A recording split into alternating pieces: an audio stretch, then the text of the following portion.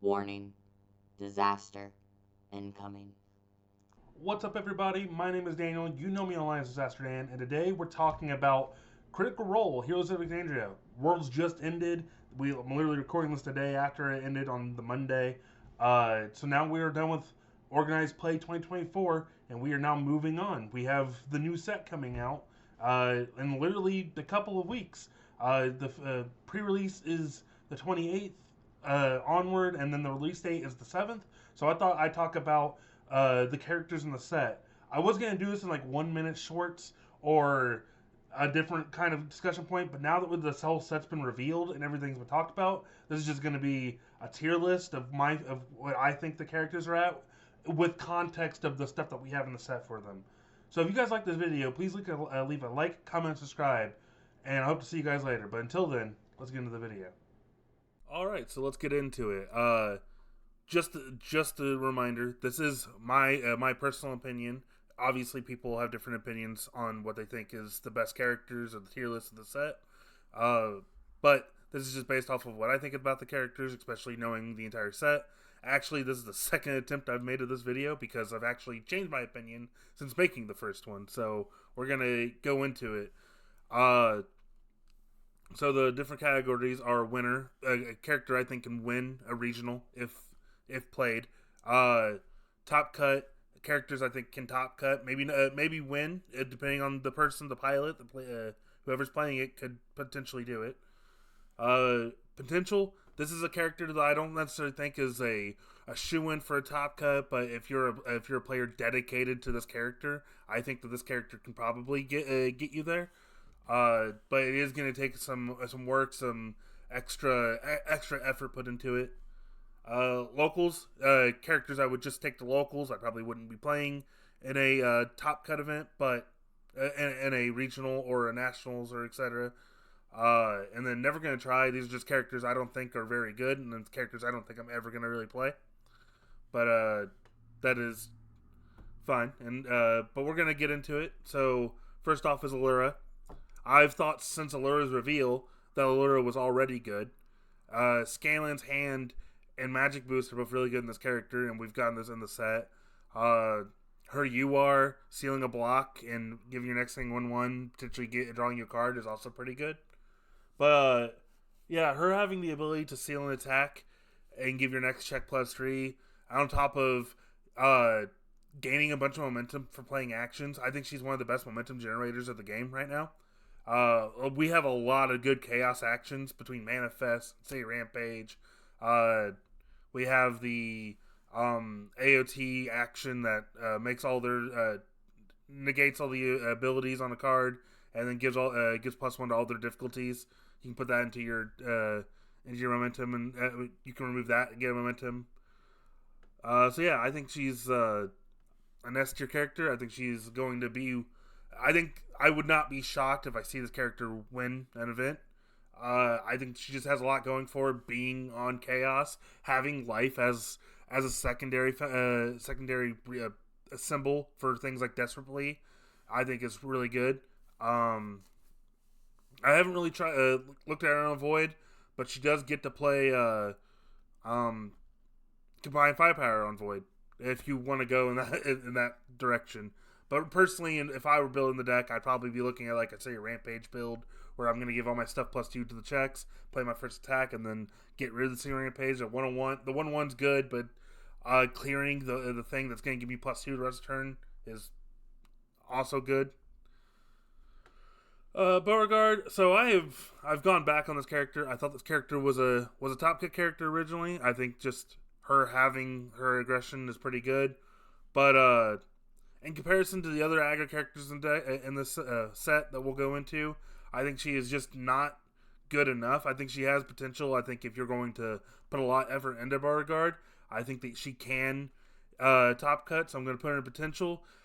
She does get fire, so she has Wish Hard to discard off her ability to draw an extra card back, so she's not losing a card. But also, discarding attack to gain 2 attacks is also already a good rate as it is. If you're playing on water and you play with like Double Jumbo Fist, Big Fist Bash, I think that she gets a lot of cycling abilities, and then also she's gonna be filling up her stage with a bunch of attacks, even face down or face up, doesn't matter which. So Teaming with Attack Titan is just a good card to put at the end, even if it's not gonna get stats from your character. But that is honestly the biggest bane of the character is that it doesn't give stats to everything. It just gives stats to punches, kicks, and slams. And unfortunately, we haven't really gotten a whole lot of good punches, kicks, and slams recently. You have like a good slam here, a good punch there. Her UR is good, but really, she's just not getting a lot that's going to really help what she's trying to do. Caduceus. Now, I've been in the opinion that when Caduceus got revealed, that I don't know why you would play this character over something like Beast Titan. He does gain a bunch of health. I do think that he can be very annoying once he like starts going off. But with the party backups being unique, I mean, like all half of them not even really being that good, I just don't see this character really doing a crazy amount. I do think this character is locals tier. I think this character is going to be super fun on locals.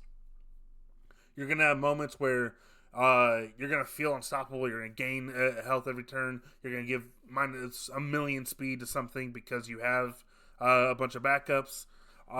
He does get like Rock Barrage, which says non-unique, so you can't use the new party backups for it, but you can use older backups. So you can play like a Titan under orders that gives them -3 damage and then you're going to be gaining 2 health as well on your turn. So you're going to be like reducing a bunch of damage you're taking, or play the 1 diff backups because those are just easy cards to play.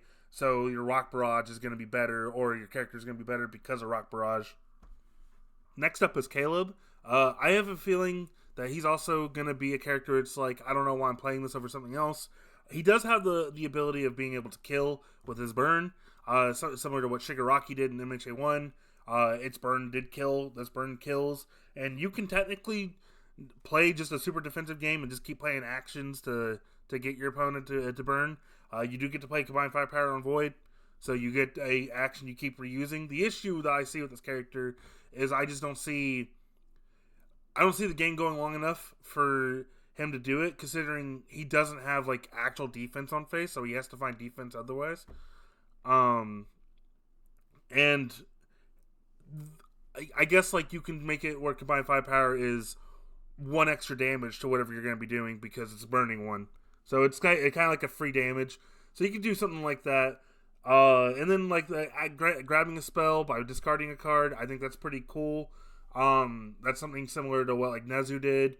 But I also am not sure how many like super great spells you have to really bring him back. His secret rare is pretty good of adding back, and it has powerful if you flip every spell in your card pool.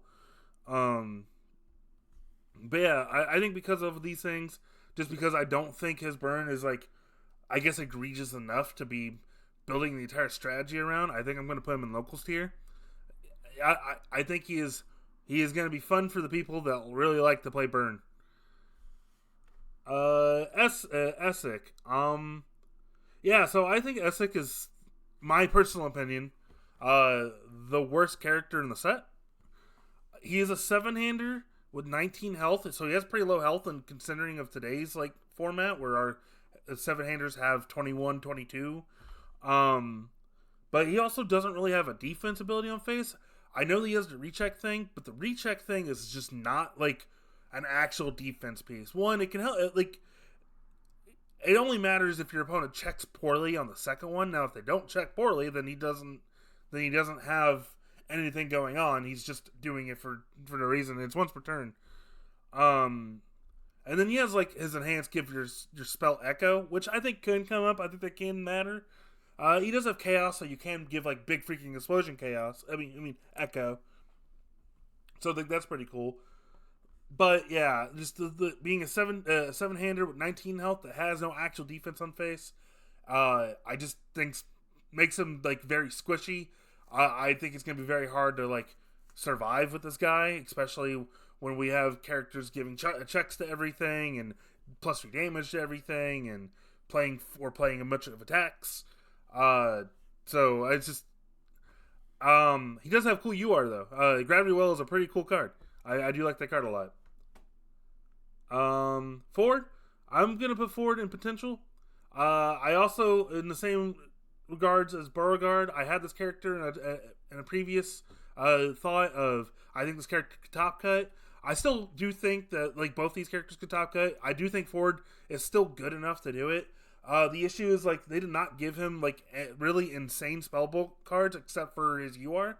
His UR is really good, but the rest of them are just like okay. Like I could see you playing like 4 of his card of his UR and 4 of Mariner Spellbolt and maybe 1 or 2 of the other ones and building the deck off of that, which could get you somewhere. I do think this character could be kind of funny if you played like Charming Flurry, the Todoroki card. It's not a weapon or a spell, but it does burn your opponent for every sealed card that they have if you dealt damage. And he does have the ability of sealing. If your attack deals damage, seal something and give your next weapon 2 damage. I think that's a big deal. And I just think a character that can grab a card every turn for free, I think is just always going to be like a solid character. But yeah, the issue is he's locked to spellbolts, and spellbolts were not insane. They're just like all right, except for his UR. His UR is very good. If you can get like do with UR and play a bunch of spellbolts afterwards, you're probably going to be in a good spot. But you know those are like the god hands. You gotta think about what hands you have. There aren't that if you don't have double the UR and stuff like that. Grog. So interesting enough, I had Grog originally in the S tier. I think this character is very good. After more thinking about it and more deliberation on this character, I actually don't think this character is an S tier character. I think this character is very good. I think this character is going to kill people. The issue I have with this character though is that Earth, the 3 symbols he has, only one of them has like okay speed gain, and that's fire, and that's honestly probably his worst symbol. I think Earth and Death are better symbols for him, but they also don't have like super good speed gain. So that means what's that mean for him? Well, that means you could play throws because it does give him counters, which means he does draw cards, give 3 damage to more throws. But also, I have to like see that deck actually like perform because we've had all throw decks before, and we've never had an all throw deck be like a dominant force. On Earth, this character fights with Byakko, and Byakko has Thunderous Roar, which means he doesn't have to worry about speed gain because he has the best one that he could be playing because he's going to give us Step 9 speed. But this character's still good. Like DR is still good. Getting counters to draw cards is still good.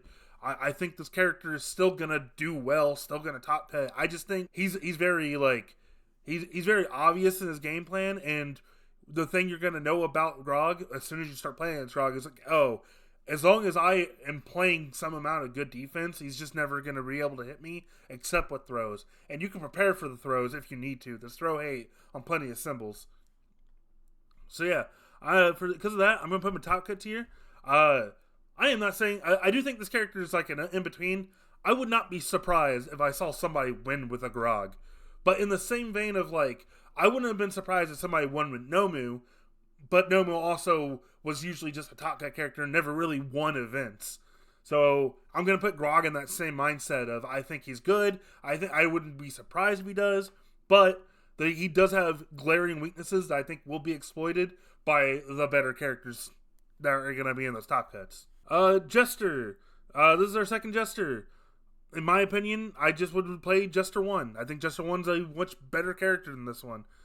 Being able to restand Foundation is cool. It does require your spell attack to deal damage, which is just okay. She's really cool for like for boss battles because your opponent doesn't get to block. The boss doesn't get to block, so she's just always restanding and gaining health. But I think in an actual format where she's a 20 out 7-hander that doesn't have like super solid defense on her for her, I think that does put her in a league below everything else that's going on. She's fine. I think she could be a local. I think she might be actually. You know, I'll be fair to Jester. I do think you're going to have a blast with this character of locals because I do think this character might be a fun locals deck, especially if your locals is playing boss battles. So she's going to be fun in that. But in my personal opinion, I don't think she's very good, and I wouldn't be playing her outside of that. So that's where I'm at with her. I would just play Jester 1. Jester 1's Honestly, a crazy character after this set. I think Jester 1 got a lot of stuff in the set. Keyleth. Keyleth is also, in my opinion, a super fun character that I don't think is going to do a whole lot. I could put her. Here's the thing: is she could be a potential character just because I know there's going to be people dedicated to this character because they love Keyleth. She's a pretty funny character. I enjoy her in the show. I haven't finished Vox Machina, but of what I've seen, she is very very fun. She is a seven-hander with no defense, just like this character and this character on face, like real good defense. But she does have the thing of like being able to unflip cards, which you could unflip really good cards that weren't supposed to be unflipped. Like that's the reason why they have flip cost. So she could do that kind of stuff. She can restand a card, so she gets to restand the card she committed to unflip the thing.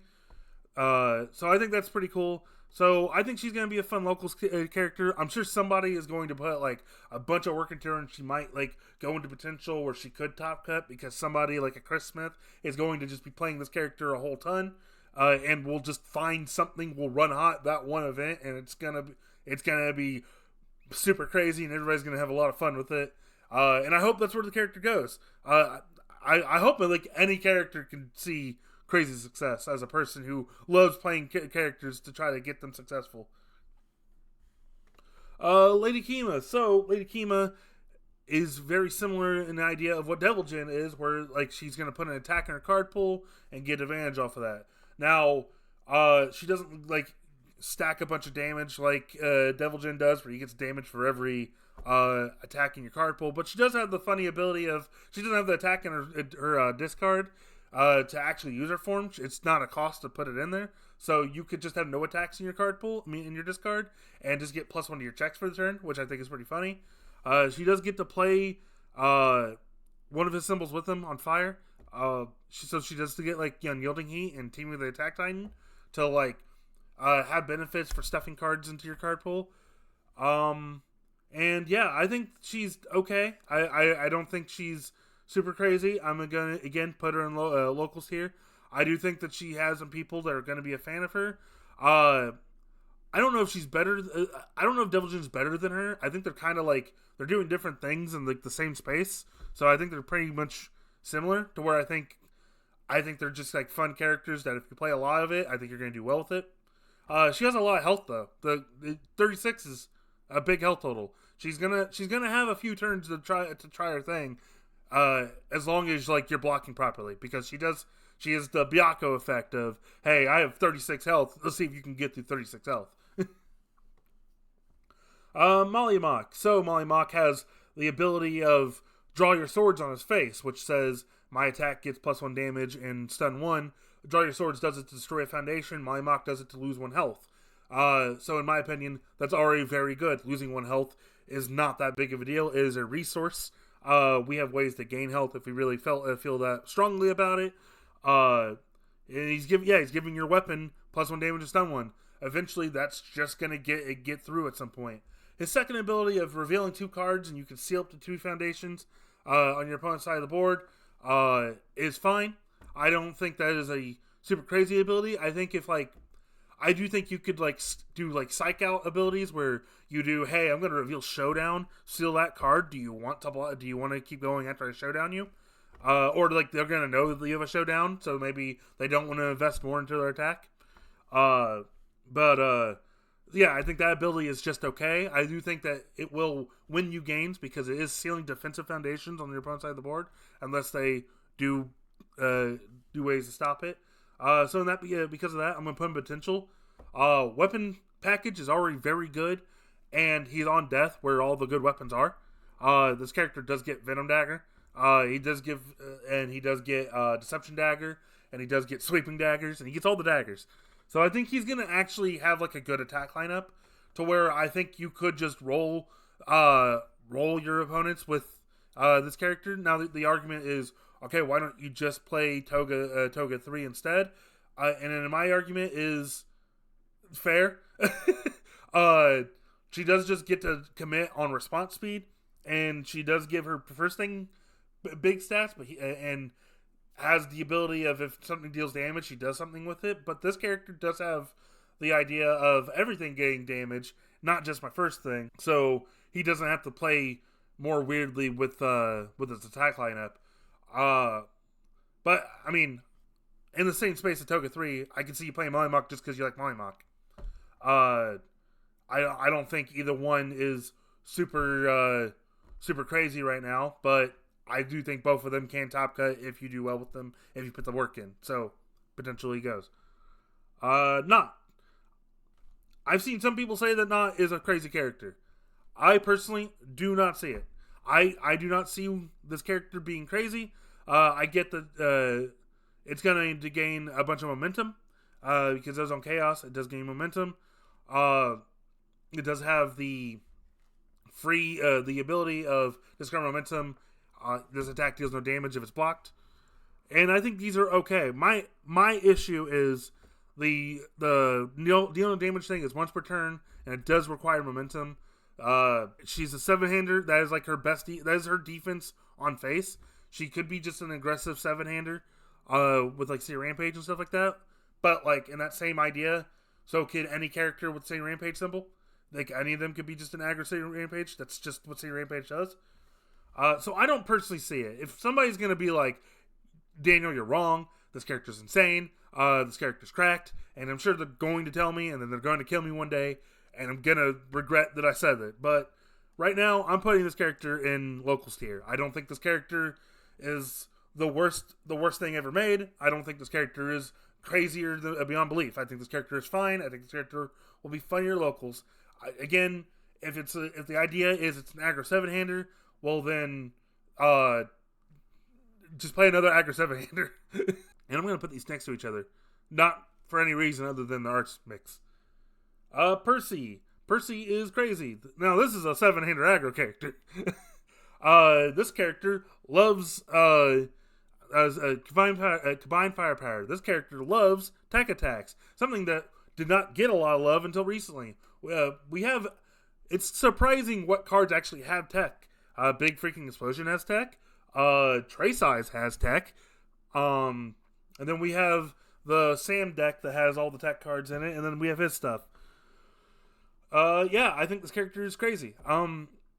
Being able to say, hey, my combined firepower says we both commit one now, which doesn't matter much for me because I'm just going to be playing a bunch of free moves anyway, blowing up those foundations regardless.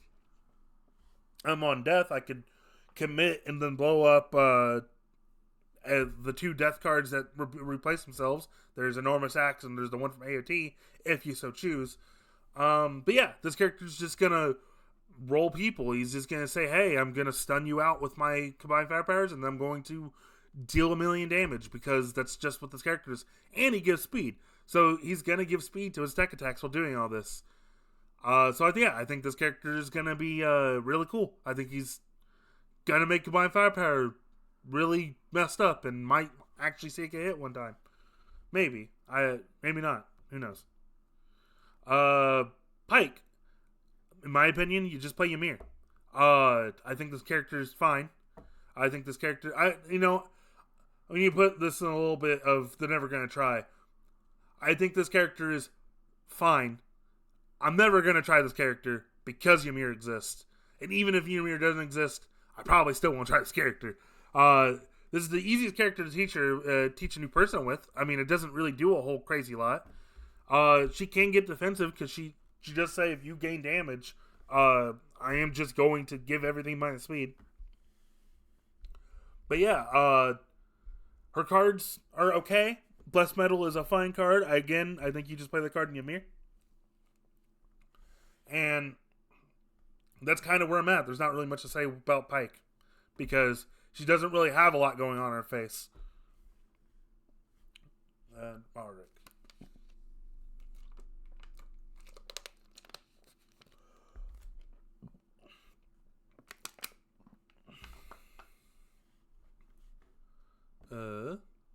Pumont.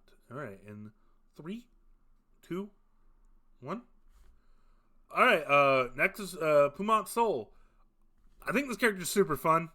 I think being able to get value for blocking with attacks on either side can be very good in some situations. I know he does have to discard a card to do that, but depending on how the game is going, blocking with an attack to commit them to by discarding one might just end their turn anyway. So, especially if it's like a breaker block, be like, hey, here's breaker 2, and then commit 2 things. You can't just do that. Drawing 2 or getting the EX3 might just come up. Draw 2 will probably be better for when you're on offense, while on defense you might just commit them to. He can just be a defensive character. He does get to play walk the dog, so committing them to is on their turn is just good because it does make your walk the dogs better. You can play the secret rare from Attack on Titan that says give 1 damage for all they're committed. It's basically 1.3 million volts. I cannot remember the name. Pressing the advantage. That card, you can play that card in him. It is a 2-check, so you do have to think about that. I haven't decided on what his asset and backup idea should be yet. Sean Gilmore's fine, so you could play that card. You could play other good backups. Titan Under Orders is pretty good. You can play Sean Gilmore, like I said. That's pretty good. I don't know if he would really play anything else in the backups. If you want to go with this Emerge Victorious thing, where you go play in Sean, play Emerge Victorious, pop Sean, go build Colossus Titan from your deck, because it's the only Titan backup I'm playing in my deck. That's a cool, fun thing you could be doing with them. On that same process, you could also draw 2 cards while doing that. Make them discard 2 cards. Or hold it there for the next turn, for if it matters.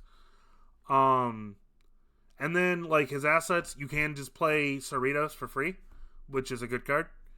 That is just a 6 diff asset you get to just build in by removing a foundation. And then, like, he can play multiple cape and no returns, because, like, he can see multiple cape. You can double cape in a turn. So because of these things, I do think he's in potential. He also has air, so you can strategic maneuver. Is that the one that builds in an asset? So you can go and add back cape and no return to then remove foundation to play that cape and no return, which I think could be funny. I think he has a potential. I think if somebody's going to put a lot of time in this guy, he's going to have really cool like play lines that might just win him the game. I hope to see this character do a lot of fun stuff, because this is my favorite character out of the set. Not my favorite character, but like Vox, like Critical Role wise, but my favorite character to want to build is Pumont Soul, just because he had a lot of different unique things going on. Scanlan. I've tested against Scanlan, and I can see where this character can be good, because building free stuff is always good. He doesn't have to play a lot of foundations. He can play a lot of actions because they're just building free cards anyway. I'm here on Chaos can just say build 2. If it happens, the only issue I have with this character is I don't know how he's killing consistently. He can give a thing 4 speed, which is good, but it's only once, and I don't know what he's doing after that, because his character, if he's not playing actions to build cards, which is also once per turn, is blank after that. And if you do the 4 speed on your turn, then you don't get to -4 on my turn, which means if you don't kill me, you now have less defense for when I go in. And he is a 5-hander. He's gonna have 5-hander problems. He may not have as many, because he does get to play like the Historia action that draws him 2, which says draw 2, build 1 in him, which is really good. But I'm not seeing where this character really kills. So I think he's going to be like a fun locals character.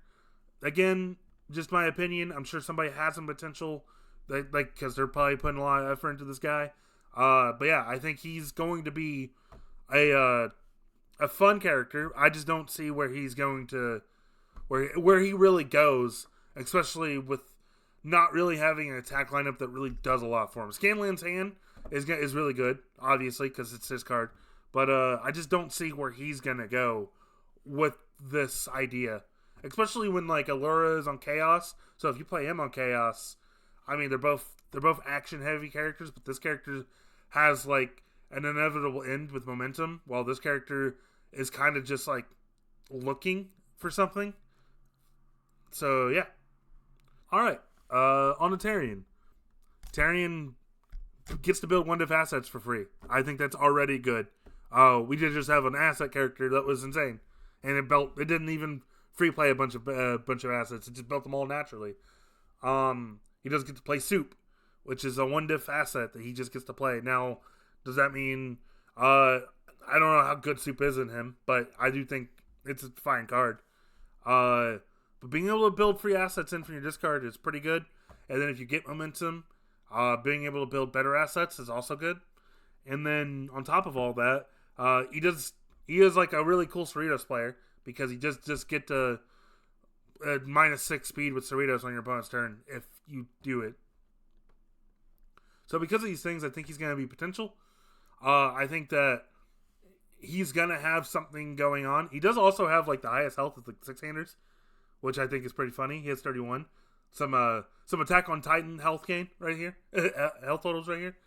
But yeah, being able to build free assets is going to be good. I think that his biggest struggle is going to be figuring out how many assets are good to play versus what not to play. He is on life. He does get to play Beast Titan attacks, which just does not just say backup. It does say you can destroy an asset to give a throw. So you can like play Beast Titan attack, blow up a 1-diff like a Soup or something, and then use Tarian to rebuild it in, which is really good.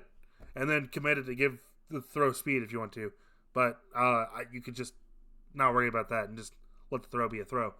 But yeah, Beast Titan attacks I think is going to be really cool in this character because for some reason it does care about assets. I was surprised when I realized it cared about assets.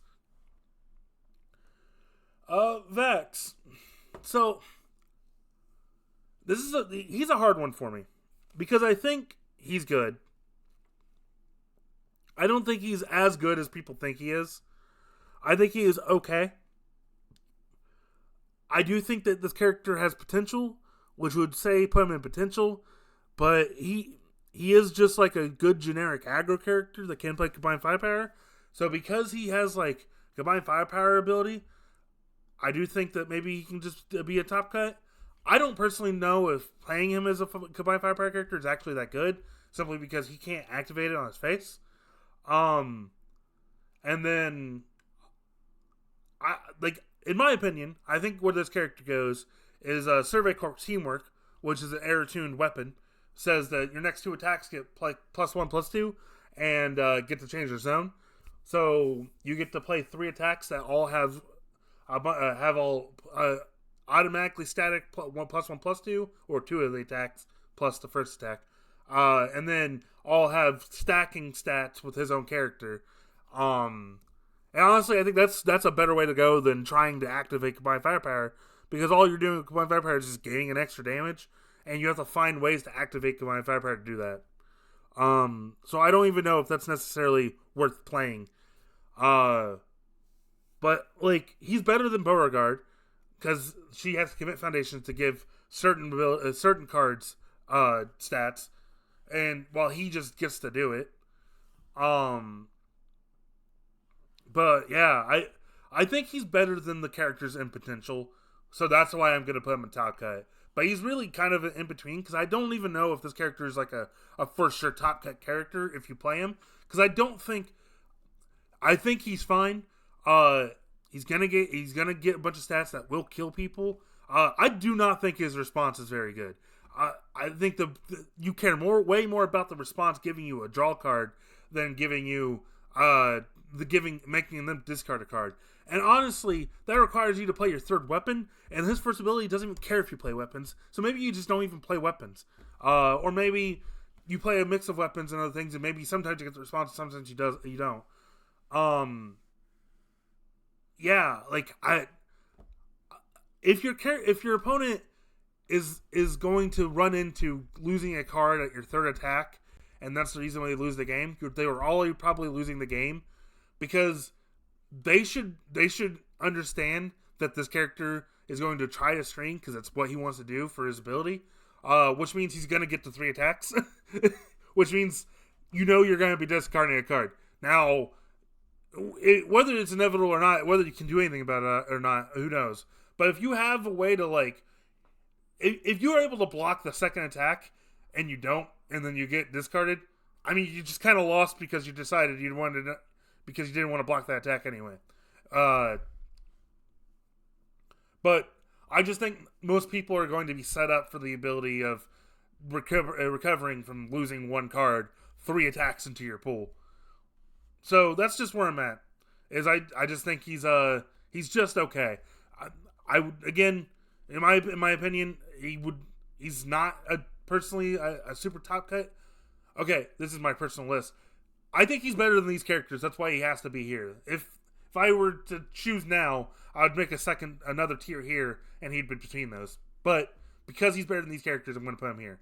Another reason I put him here is because I wanted to be next to Vex for the full art of them being next to each other. Because I do think Vex is a top cut character. I think Vex maybe did not get out as much as I would have hoped she would have gotten in the set, but I do think that she got a couple of cool things. One, Hunter's Ally is just a good card. Command Pitchaflock was good. And Hunter's Ally is honestly better because it does get to build in assets that are ally. It gets to build in backups that are ally. I think with like Jared and Trinket from the Critical Role Challenger deck, the asset, I think those are just good enough to make her like a nice resourceful deck. She does get to play a big ally package. We did get Mighty Gathering to give us more stat that says it gets stats for every ally in your card pool. We do have cards like Demon Plants and Yu Hakusho that says commit. Your ally attack in your card pool does not count towards progress this turn. That is an ally foundation that a card can just build in. So you can try to loop that card with as many Hunter's Allies as you have access to. And if they block your Hunter's Allies, you can Jared to add it back, to play it again, to then rebuild Demon Plants again to make it not count again, which I think is pretty cool. And then build in Jared and draw a card.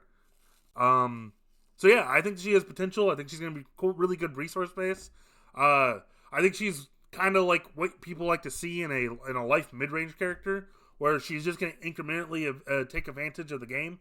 I do think she could become a little obvious because she doesn't have a lot of allied resources to her disposal. But, you know, sometimes being obvious doesn't exactly mean it isn't good. Godzilla's obvious, but he's still good.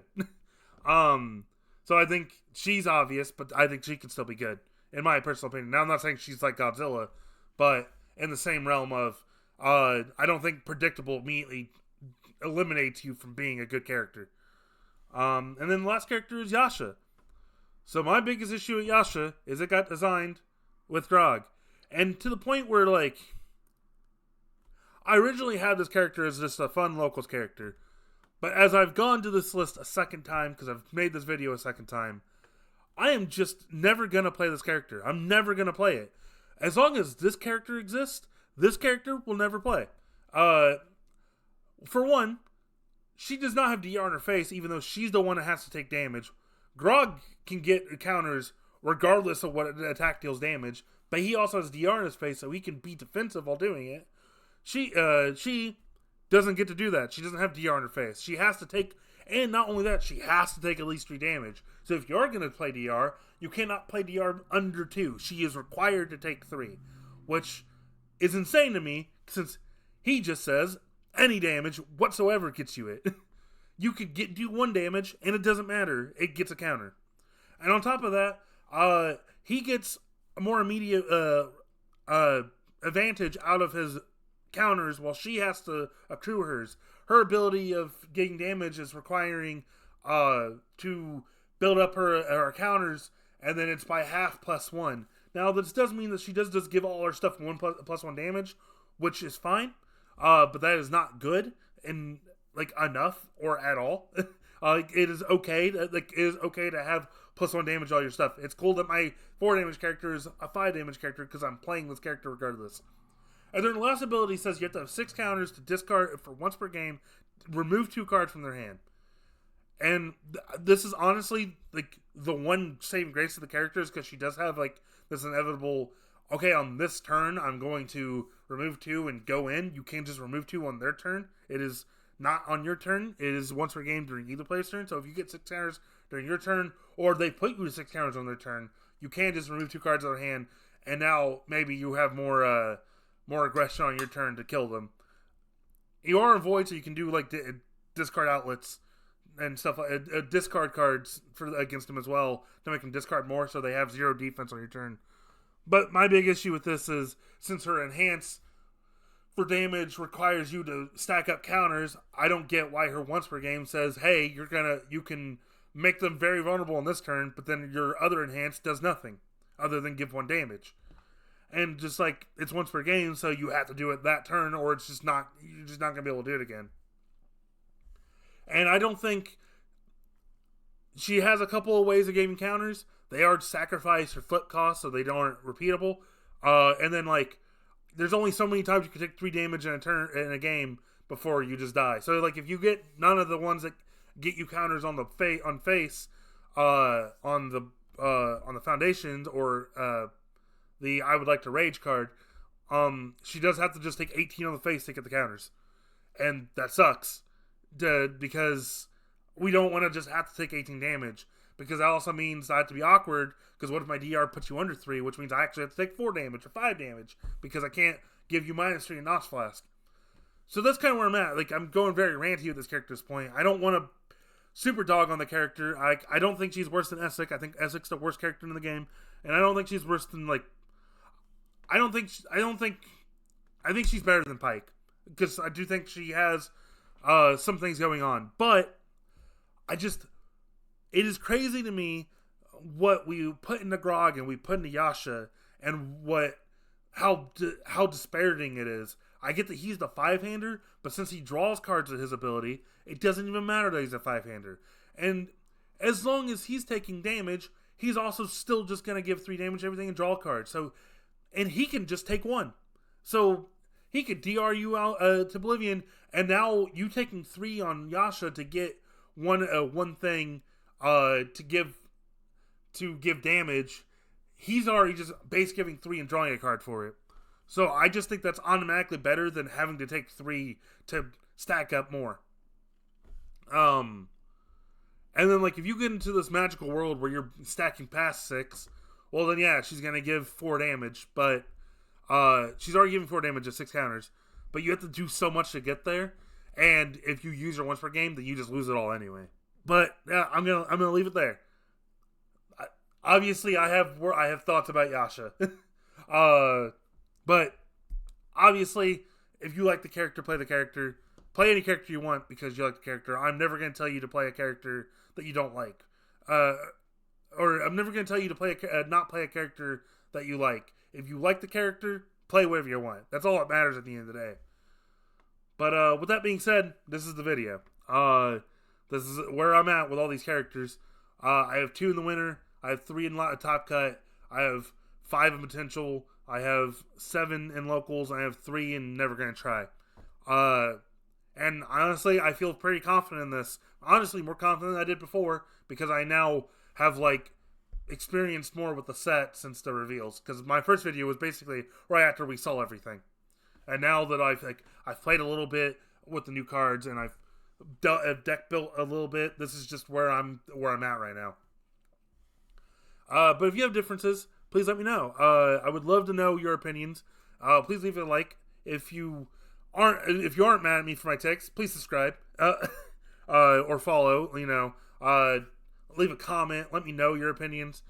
Tell me if I'm wrong. Tell me if I'm right. Say you believe me, or say that I'm just the biggest full of crap person you ever met. Either way, I'll see you guys next time. And until then, this will be bye. So later.